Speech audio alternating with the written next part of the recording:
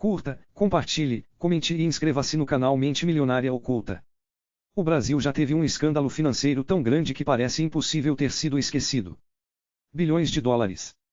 Contas internacionais. Paraísos fiscais. Doleiros. Políticos. Empresários. Bancos. E dinheiro saindo do país por caminhos obscuros. O nome no centro dessa história era Banestado. Banco do Estado do Paraná.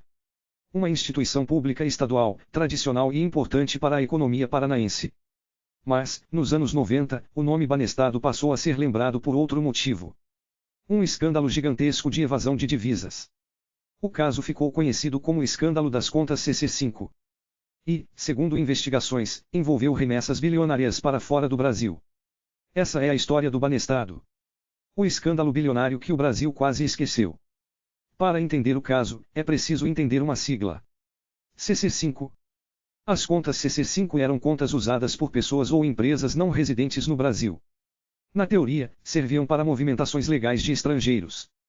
Um mecanismo do sistema financeiro. Mas, na prática, esse instrumento acabou sendo usado para mandar dinheiro ao exterior de forma suspeita. O caminho era complexo. Mas a lógica era simples. Dinheiro entrava no sistema. Passava por bancos, casas de câmbio e doleiros. Depois seguia para fora do país. Muitas vezes, para paraísos fiscais. E, quando chegava lá, ficava muito mais difícil rastrear. Esse tipo de operação podia esconder muita coisa. Sonegação. Lavagem de dinheiro. Caixa 2. Corrupção. Dinheiro de origem desconhecida. E fortunas que saíam do Brasil sem explicação clara. O Banestado tinha uma agência em Nova York.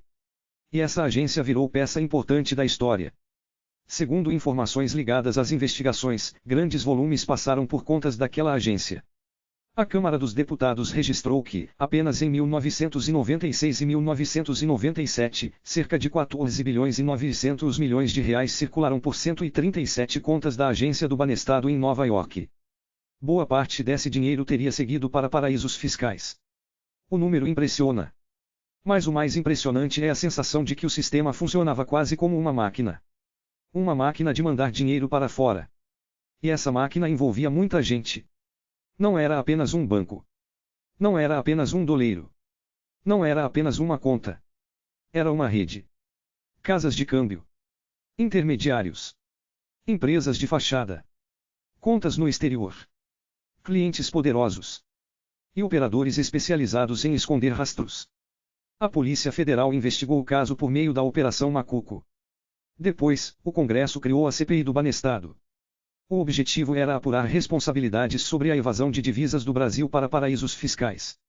O relatório disponível no Senado fala em 30 bilhões de dólares enviados ao exterior entre 1996 e 2002 por meio das contas CC5. 30 bilhões de dólares. É um valor difícil até de imaginar. Enquanto milhões de brasileiros lutavam para pagar contas, fortunas saíam do país por canais sofisticados. E a pergunta era inevitável. De quem era esse dinheiro? Empresários. Políticos. Doleiros. Criminosos. Grandes grupos econômicos. A CPI tentou descobrir. Mas o caso era enorme. Havia muitos nomes. Muitos documentos. Muitas contas. E muita pressão política. Investigar dinheiro escondido é sempre difícil. Porque quem esconde dinheiro geralmente sabe esconder bem. Usa empresas em outros países. Usa contas em nome de terceiros. Usa laranjas. Usa bancos estrangeiros. Usa contratos difíceis de rastrear. E quando o dinheiro chega a paraísos fiscais, o caminho fica ainda mais nebuloso. O caso Banestado revelou uma verdade incômoda. O dinheiro ilegal muitas vezes não sai escondido em malas. Ele sai com aparência de operação financeira. Sai por dentro do sistema. Com documento. Com banco. Com câmbio. Com código. Com carimbo. Com uma aparência de normalidade. Essa é a parte mais perigosa. A ilegalidade pode se vestir de burocracia. E quando isso acontece, o escândalo fica menos visível para o público. Porque não há uma cena simples. Não há um cofre explodindo. Não há uma mala em uma esquina. Há planilhas. Extratos. Contratos. Transferências. Contas internacionais. E números que parecem frios. Mas por trás desses números havia dinheiro real. Dinheiro que deixou de circular no Brasil. Dinheiro que poderia ter sido tributado. Dinheiro que poderia revelar crimes. Dinheiro que saiu sem a transparência necessária. O Banestado também tinha outro capítulo importante. A privatização. Em 2000, o banco foi vendido ao Itaú em leilão. A aquisição envolveu 88% das ações do Banestado por 1 bilhão e 625 milhões de reais. A privatização fez parte de um movimento maior de venda e saneamento de bancos estaduais. Na época, muitos bancos públicos estaduais enfrentavam dificuldades. O discurso era de modernização, ajuste financeiro e redução de riscos para os estados. Mas, no caso do Banestado, a privatização ficou cercada por polêmicas. Para alguns, foi uma solução necessária. Para outros, foi mais um capítulo obscuro de uma história mal explicada. O fato é que o banco como símbolo regional desapareceu. E o escândalo das contas CC5 permaneceu como uma sombra. O caso também revelou personagens que ficariam famosos em outros escândalos. Doleiros que apareciam no Banestado voltariam ao noticiário anos depois. Entre eles, Alberto Youssef, que mais tarde ficaria conhecido nacionalmente na Operação Lava Jato. Isso mostra como certas redes financeiras não surgem do nada. Elas atravessam décadas. Mudam de operação. Mudam de cliente. Mudam de escândalo. Mas continuam girando em torno da mesma lógica. Mover dinheiro. Esconder origem. Criar caminhos. Proteger poderosos. O escândalo do Banestado também deixou uma pergunta incômoda. Por que tanta coisa foi descoberta, mas tão pouca coisa ficou clara para a população? A CPI teve conflitos. O relatório gerou disputas. Houve sugestões de indiciamento. Houve acusações. Houve investigações. Mas, para o brasileiro comum, o caso terminou parecendo nebuloso. Grande demais. Complexo demais. Distante demais. E talvez por isso tenha sido quase esquecido. Escândalos financeiros sofisticados têm esse problema. Eles não são fáceis de explicar. E o que não é fácil de explicar acaba desaparecendo da memória popular. Mas isso não torna o caso menor. Pelo contrário. O Banestado foi um dos maiores exemplos de como o dinheiro pode sair do país por estruturas aparentemente legais.